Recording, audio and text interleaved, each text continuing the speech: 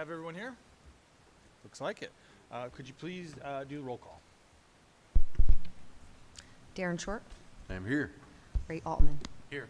Vidette Roberts, Here. Kelly Schlong, Here. Joey Borges. I'm here. And if you'll please join me in the Pledge of Allegiance. Ready? Begin. I pledge allegiance to the flag of the United States of America and to the republic for which it stands, one nation under God, indivisible, with liberty and justice for all.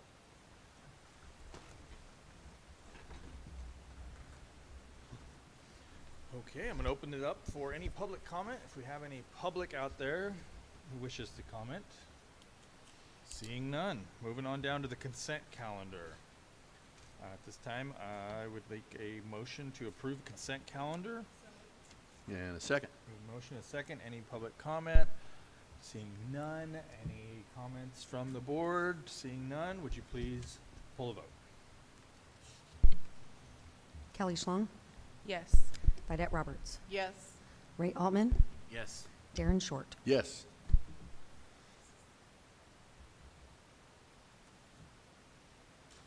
And Joey Borges. And Joey Borges. Yes. Thank you. Thanks for including me. Yep, so this is our public hearing portion now, item number 4. We will receive public comment on fare increases, discussion, and possible approval.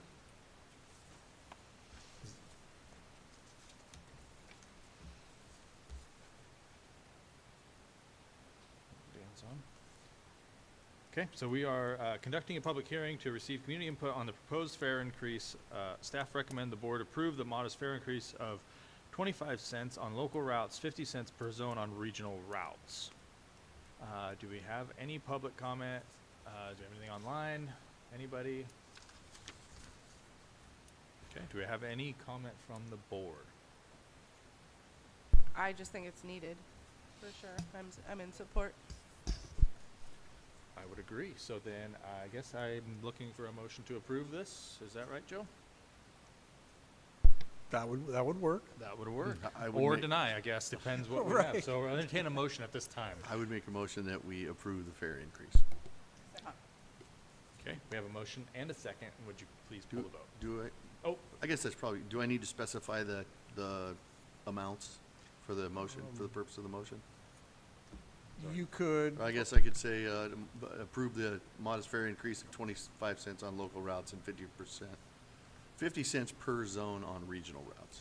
And there's also adding seniors 65 plus and disabled adults to the free rides program. yeah. Thank you for that reminder. yeah. I will Thank add you. that to my motion as well. I got you back. and Second. you Thank still you. second it. And Right on. seeing there's no public comment, would you please pull the vote? Vidette Roberts, Yes. Darren Short, Yes. Ray Altman, Yes. Kelly Schlong, Yes. Joey Borges. Yes. Thank you. Moving on, item number 5, to receive a presentation on GHD Williams Drive Charging Stations Infrastructure Project and the next steps. Okay, good afternoon, Chair Borges and the board. Thank you for being here, and thank you for making that last item painless. I appreciate that. This item is a discussion-only item. This time last year, in order to kickstart our Williams Drive electric bus charging infrastructure project, before we had gotten the TIRSIP money, which fortunately has come along since, we went ahead and just dug into our reserve fund, and we were supported by Tamara and the DNLTC as well to get this project started and do some preliminary site planning and do a loads calculation so that we could engage Pacific Power, which is one of the critical path processes that can take a long time on these projects. So we wanted to get that all started. So the board awarded to GHD, and they did the project. They couldn't, Frank passes along his regrets. He couldn't make it. He had a vacation this week, so he couldn't be here today, so I've got to kind of present real quick for him. So the two attachments, the one attachment that's in your binder in front of you today is our documentation to date with Pacific Power, and a lot of which this data was created with the support of GHD, our maximum electrical load calculations, assuming a 20 electric bus capacity need, which is probably more than we'll ever have, but we wanted to err on the side of caution, plus 2 fast chargers.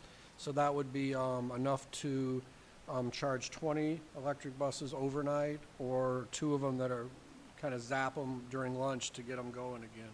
So the fast chargers are the 480 volt DCs, and then the slow chargers, the overnight chargers, are 240. So then Pacific Power came back. We submitted an application to get started. They prepared the system impact report that you see here.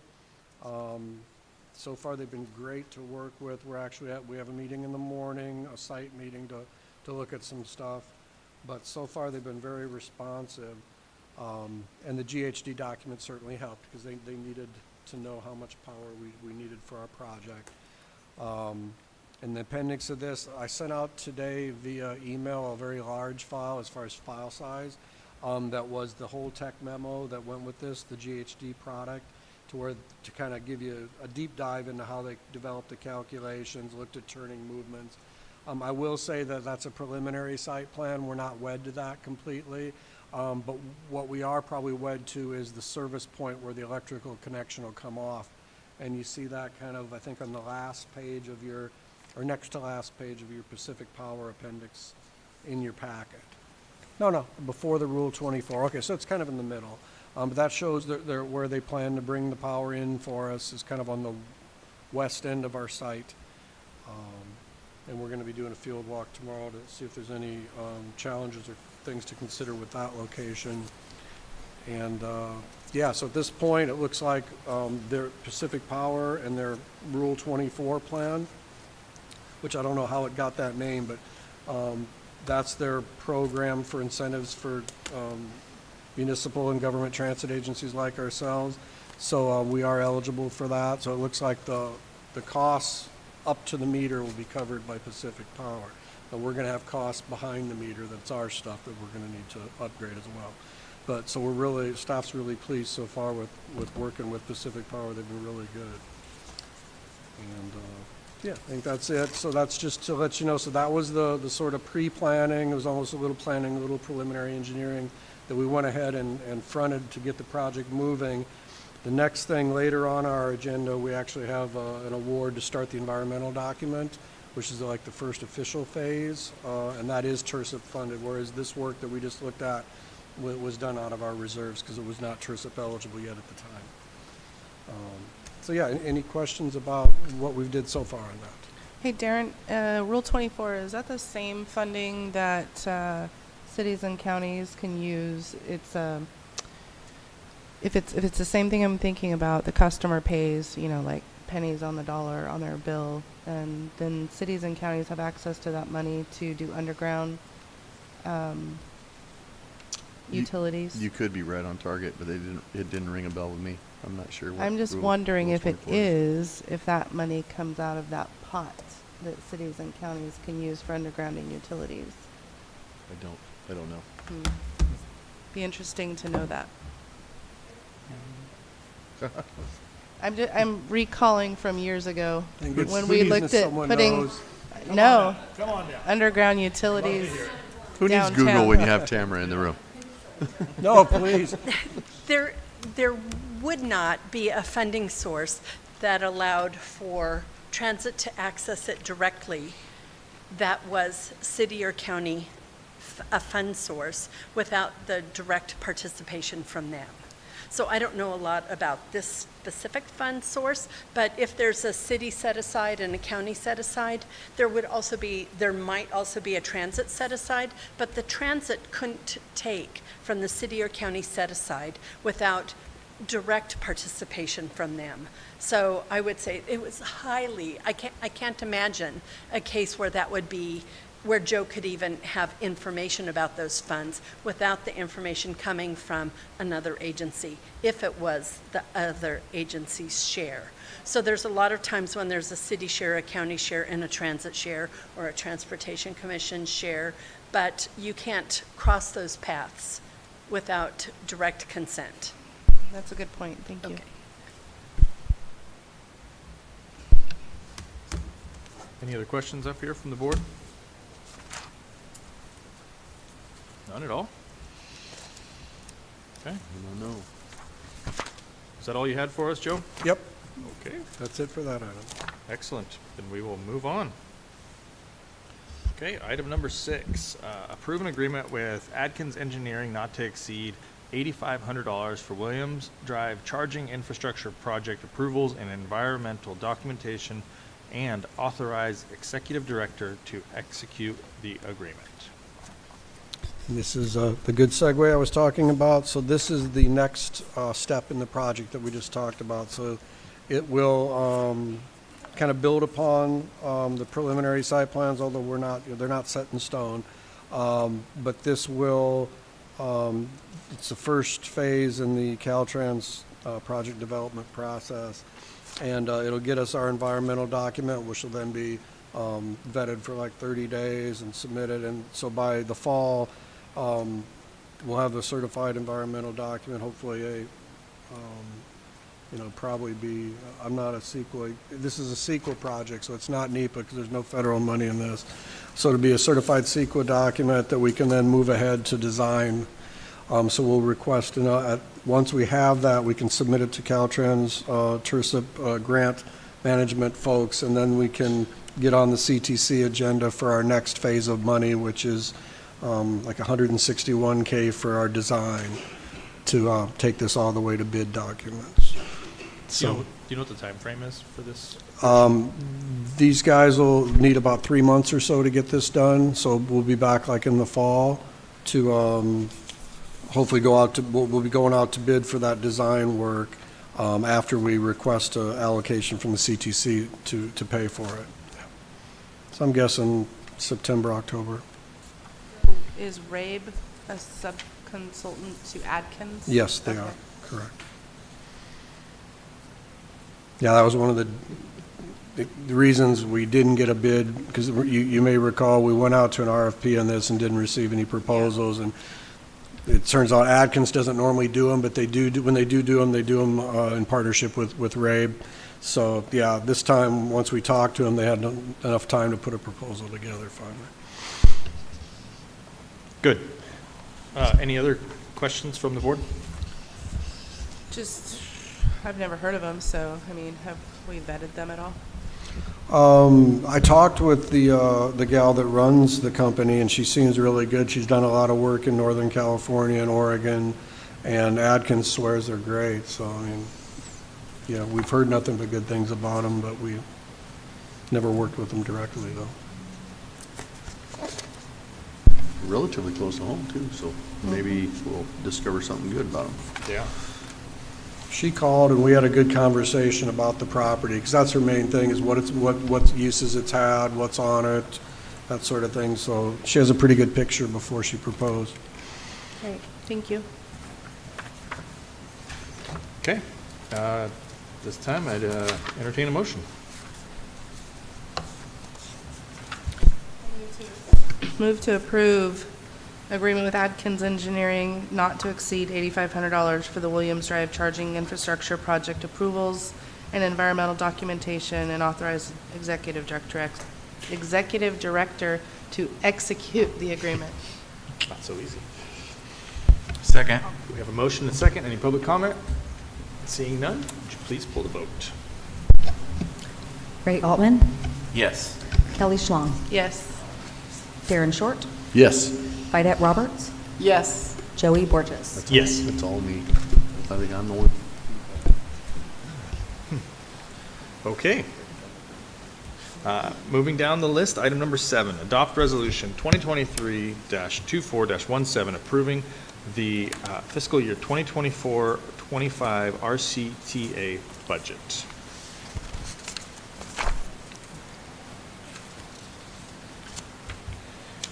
Okay, thank you, Mr. Chair. This item is our annual budget. It's very important. We had a brief look at it at our workshop back in April. The budget continues the trends we've seen the last couple of years. Our operating costs are way up. Luckily, our revenues have moved up with them almost as fast. We saw a couple of points of note. This year's LTF projection is down considerably from last year, so that's a point of concern. Last year's was an all-time high of like around 900,000, and this year is down to like 741. So it's a pretty significant hit. Luckily, it was offset this year by a record number in the STA, State Transit Assistant Fund. That bumped up by 100,000, so that offset most of the lost LTF. But yeah, it's a bit of a cautious trend. It's not the direction we'd like to see the funds going. Most of our other funds that we use are up or steady. So we're anticipating 300,000 in our federal 5311F, which is for the intercity bus. That pays for our Route 20, which consumes a lot of our resources, but that connects us to Curry County up in Smith River and to Humboldt Transit down in Eureka. Our FTA 5311 without the F, no alphabet soup in this one. The 5311 is just our rural apportionment, and that's been growing lately. So that's at, let's see, what's the 5311 F3, 5311 at? It is up to 254,000. So that's grown considerably over the last few years with the latest transportation funding bill at the federal level. So the assumptions that are in the budget, generally we increase most line items a little bit because we're really getting bogged down with these reclassification requests that, working with our county auditor, if any line item goes over by a penny, it holds up the invoice and a reclassification form has to be submitted. And so it's, because of that, even though it's against my constitution to try to pad budgets because I'd want to show the realistic thing, at the same time we got to look at how much time we're spending in the last 3-4 months of the year just readjusting all these lines every time one goes over.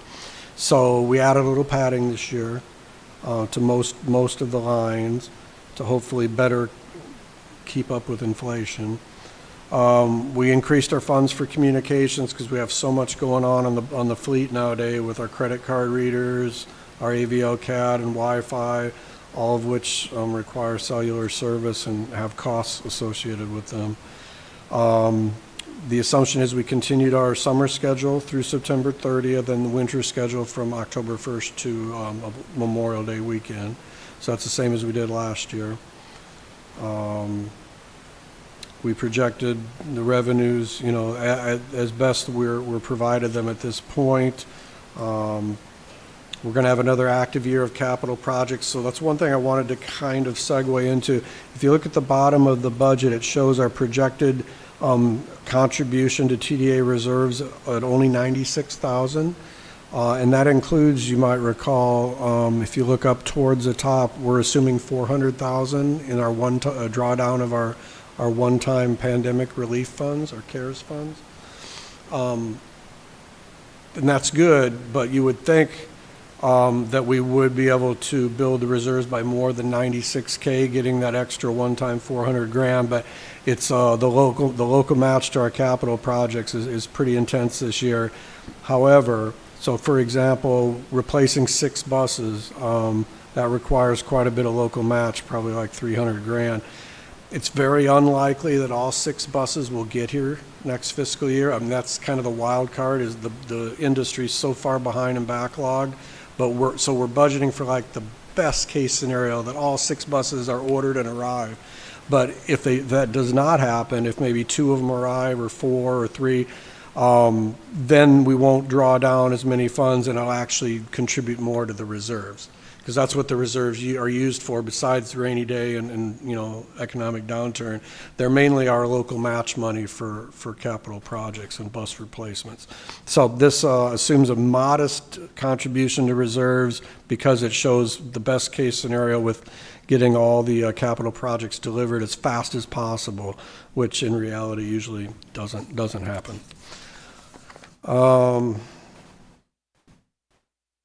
Yeah, I think I'll stop at that point. We assume fuel stays high. This year was a slight decrease from last year, which was really bad. So we decreased it just a little by like 10 grand per line, so 20 grand overall. But we got to be cautious there because the fuel is so volatile. We included some funds for some before the big project, we want to have some money to do some things around the yard at Williams Drive, namely some lighting improvements, gates, fencing, and the generator that we ordered needs to be installed onto a pad and then integrated into our service panel. That's for our building generator, not for anything new for the electric buses. So those are in the budget, and the CTSA budget then is the minor part of things. So if you go to like the last page of this item, you have one page that shows our CTSA budget. CTSA is Consolidated Transportation Service Agency. We get up to 5% of the annual TDA LTF allocation can go to CTSA, and that's what we've been claiming the last few years. That number, because the LTF as a whole was down, that number's down for CTSA in fiscal year 24-25 also. So for example, last year the CTSA had 52,000 to work with. This year it had 45,000 in LTF, and then this year it's going to be 39. So I don't foresee that hurting any of the existing projects because we did come in under budget this year quite a bit, by about 16K, mainly because of the slow start for the South Oregon shuttle thing. It didn't run in the fall hardly at all because of the wildfires in the road, but it started to pick up steam this spring, so hopefully it continues to grow and do well, but that's why we didn't spend all our allocation this year. And that unspent money goes back to the Transportation Commission for programming in future years, like the year after next. So it's not lost to us or the region, it's just reprogrammed. So Joe, what are we going to do when we have a power outage and we need to charge our buses? We'll have, the project will have a major backup generator there. Oh, the Yep. electrification of the buses. Yeah. Will have its own. That's going to Okay. have its own Gotcha. big diesel generator. Gotcha, thank you.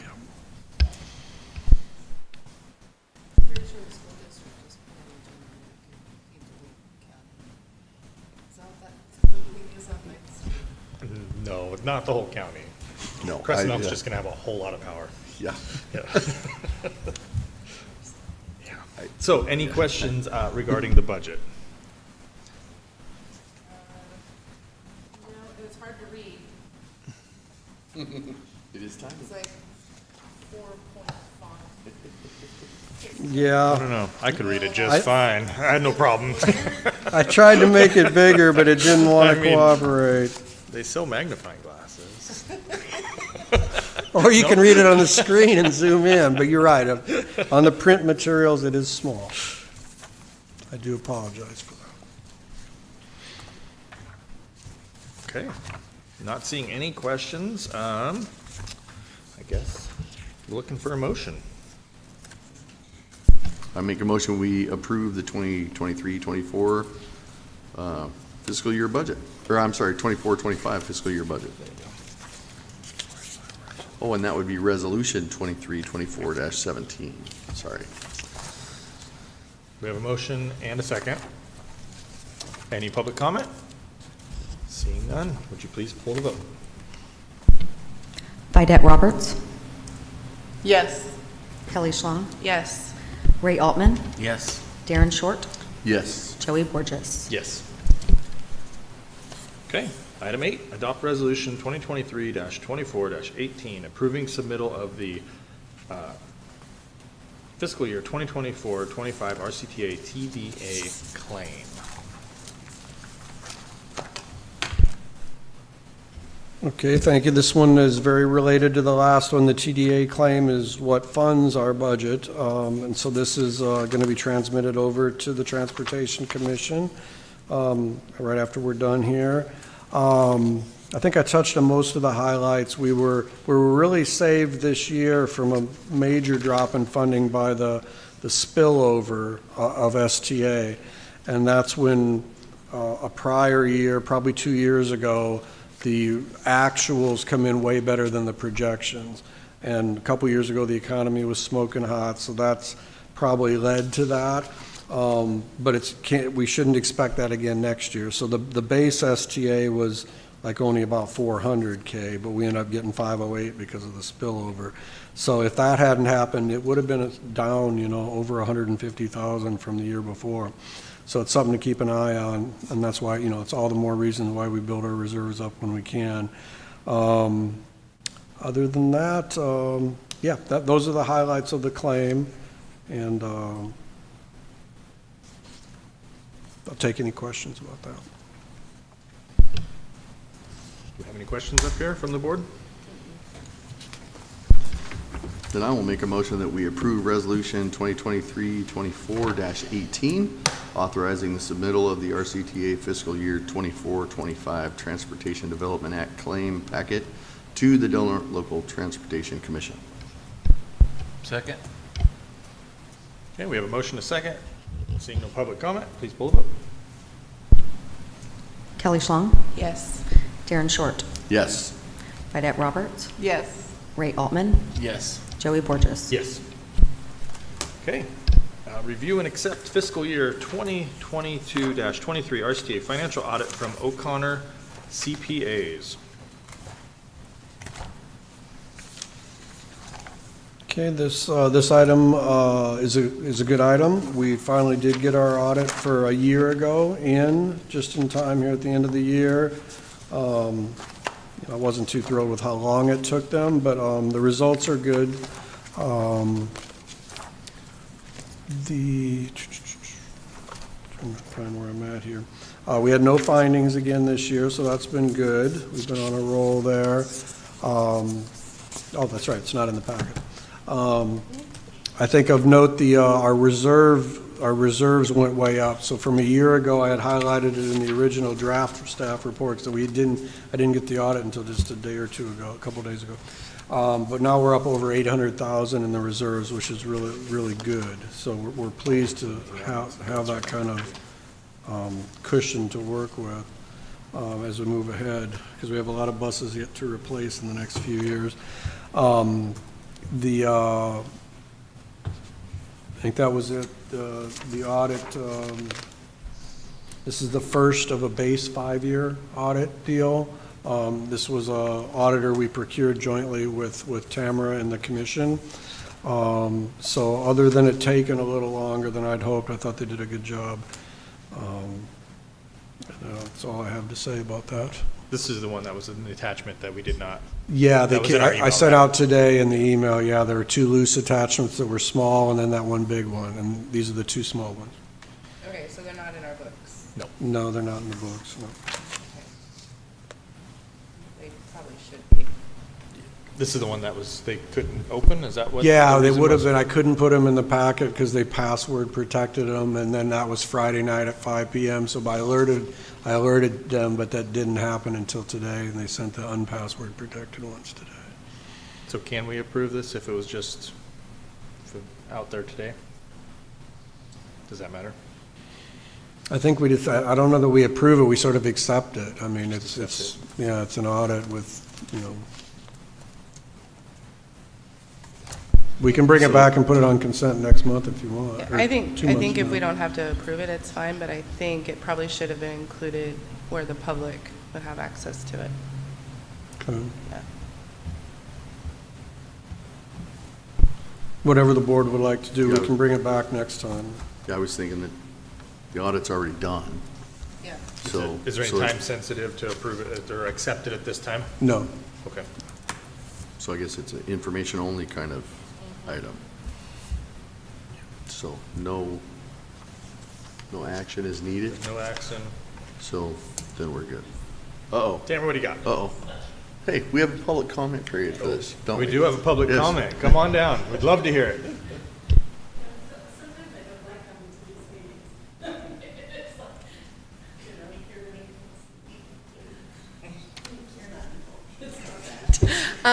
You know, you're right that the public needs adequate time, as do you, to read the audit. This company, this CPA firm does, in general, password protect their documents. But part of our contract is that they will send documents that are not password protected. But it's so unusual for them that they need to be reminded every time. This is sort of a consequence of doing very last minute work, you know, just before the end of the year, and having to have a board accept it. The board actually does have to accept the audit, not approve it.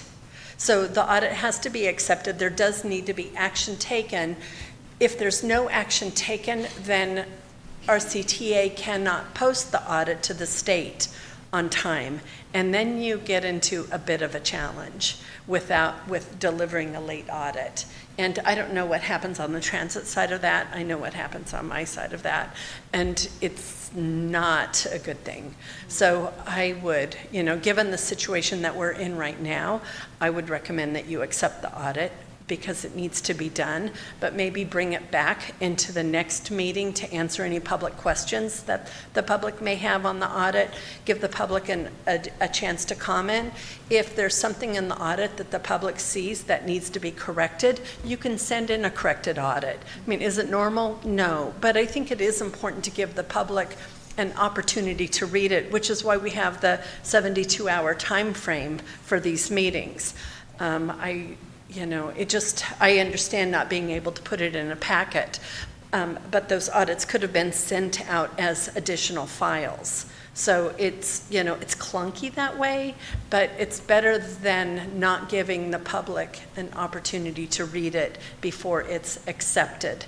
So action is needed because the audit needs to be submitted to the state before the end of this month in a few days.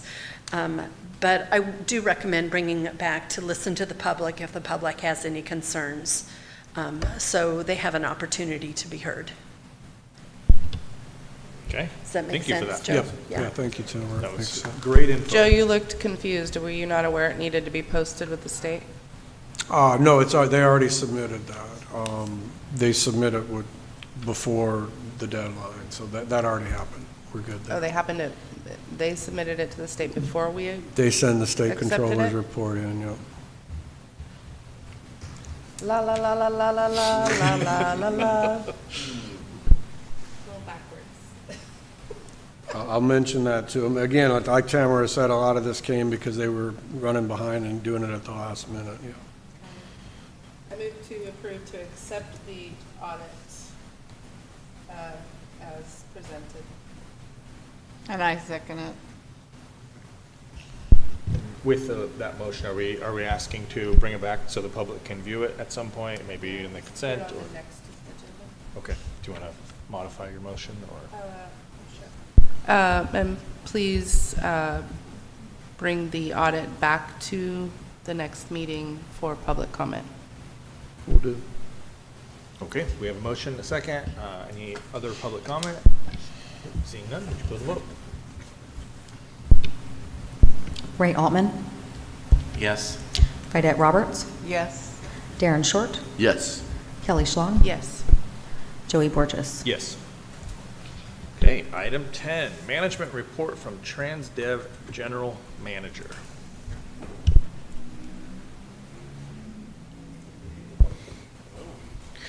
So I want to report on the new radio systems that we have in the buses that hook to our Swiftly tablets. We now have access to drivers in Klamath at the Fuel Mart, the airport, the Eureka Transit Center, all the way in Smith River and in Medford now. So we're able to communicate with them whether they have a special pickup at a designated bus stop or not.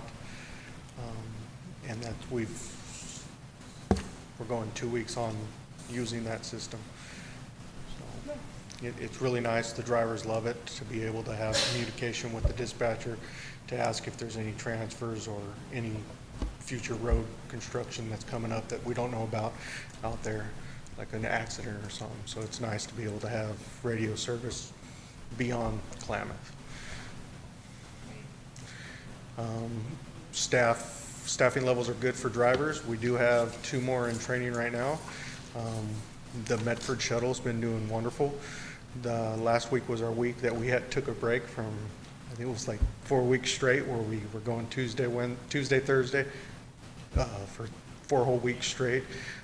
It's picked up ever since Joe and I had a conversation with the medical board. He reached out to all of the medical facilities to let them know, hey, we have vouchers now that medical rides are free for those that you give a voucher to. Since then, it's probably picked up about 75%. Like, this is the first week. We didn't have anybody until Thursday this week. Who's paying for those vouchers? It's partnership with the Del Norte Medical Board, The healthcare the district. healthcare district, yeah. Yep. We do have an issue. We reposted our shop manager position, so we're out to look for a new shop manager position if you guys have an ear out. We're desperately in need of one. Like a Mechanic, yeah. So we did change it from an hourly position to a salary position to make it more enticing for somebody to come over that wants to join the team. Great. Are you getting some corporate support Yeah. while that position's vacant? Because Yeah. we're kind of vulnerable. Currently, corporate's been coming down about once a month for 2-3 days at a time, helping us out to get through some inspections that we have. That we have a renewal inspection coming up in July to re-inspect the buses so that we can pass our CHP audit. We did because one of the buses failed inspection, but they only do 4 buses. You can only fill 25%. That's one bus. So basically, they did a whole bunch of work to them, fixed the errors that we had. They'll come back and redo the audit, and we'll pass with flying colors. With that said, we do have the 4th of July parade coming up. We got our candy order in, and we did it through U.S. Foods this year. We got about, I'd say, 100 pounds of candy to pass out at the Nice. parade this year. So it'll be a wonderful, we're going to take one of the new buses out. And it'll be wonderful. Is the new bus that we toured on, is that fully functional in Yep, going? fully functional. Both of the buses are out on the road now. Good. I have a quick Great. question based on something someone in the public said. If there's nobody at the bus stop, does the bus still stop? No. The bus only stops if there's somebody there. So there's someone like that's almost there? It- not quite So there? typically with They what the don't- drivers, we tell them, hey, if you see somebody within 15 feet of the bus stop, go ahead and just pull over. Most of the time, they can walk right on by. But just in case, we do pull over if there is somebody within the vicinity of the bus stop. Or if somebody inside the coach pulls the cord Yeah. to signal, yeah. Yeah. Good. Great. Excellent. Seeing nothing else, thank you. You're welcome. All right.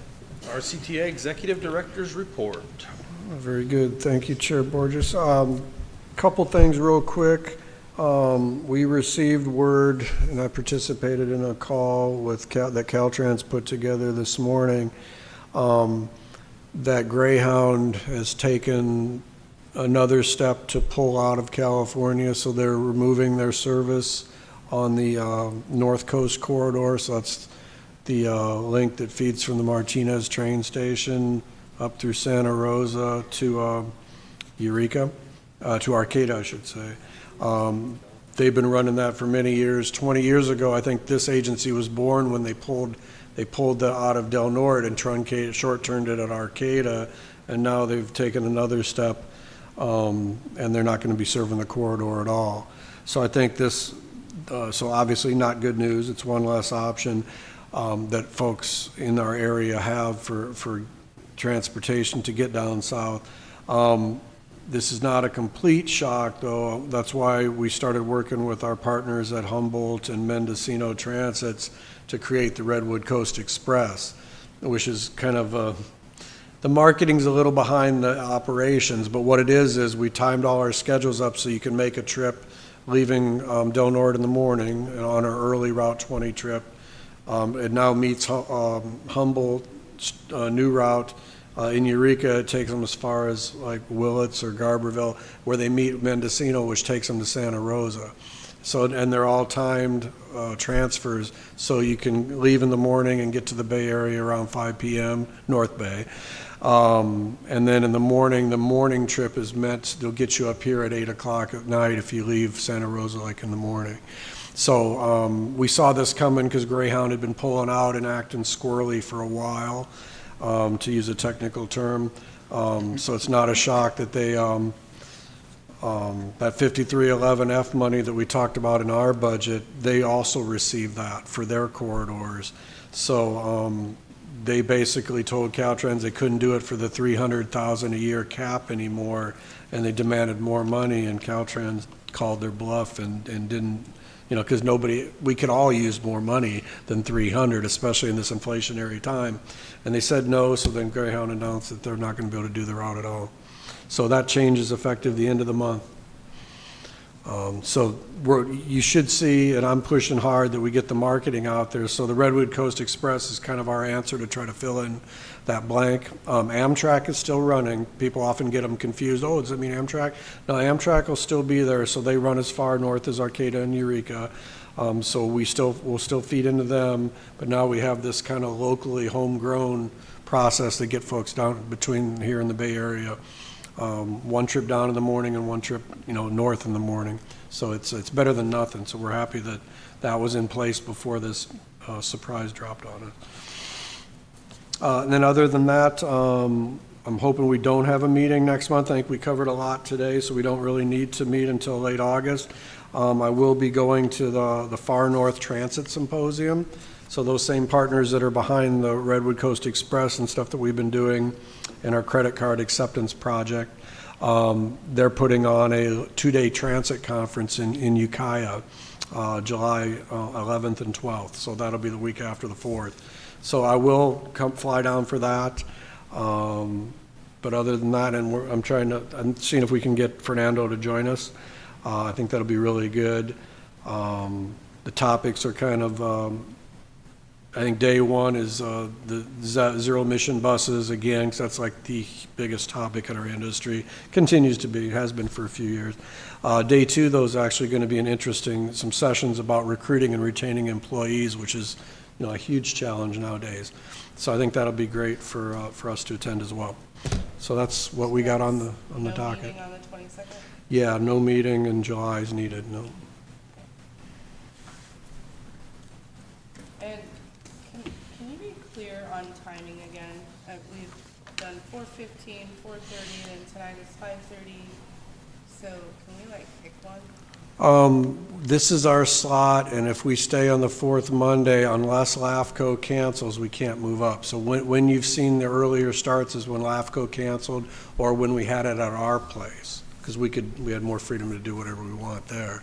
But if we're going to use this room on fourth Mondays, we have to stick with this spot unless LAFCO cancels their meeting. And I won't know that until a week before or a few days before. It's just hard for me anyway. It's hard for me to find out a day or two ahead that my meeting has changed. Would a different day or time work better for you?